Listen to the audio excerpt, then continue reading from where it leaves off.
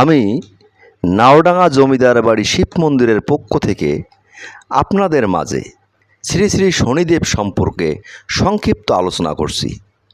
হিন্দু ধর্মে অন্যান্য দেবতার মতো শনিদেবও একজন উপাস্য দেবতা। তিনি সূর্য ও ছায়ার পুত্র এবং নবগ্রহের অন্যতম। জীবনে চলার ক্ষেত্রে যে সকল বাধা বিপত্তি আসে শনিদেব তা দূর করেন। তাই হিন্দু ধর্ম অবলম্বীরা বাধা বিপত্তির হাত থেকে রক্ষা পাওয়ার জন্য শনিদেবের পূজা করেন।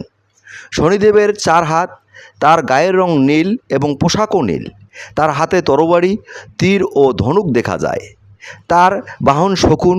শনিদেবের নাম অনুসারে শনিবারে তার পূজা করা হয়।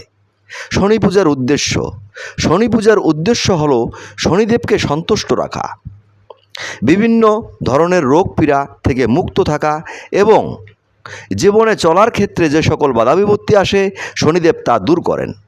তাই মনের শান্তি বজায় রাখা।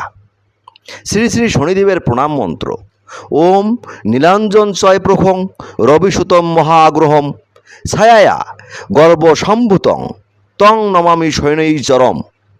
সরলার্থ: তোমার দেহে নীলবর্ণ, তুমি সূর্য দেবতার পুত্র, ছায়ার গর্ভে তোমার জন্ম, তোমাকে আমি বারবার প্রণাম করি।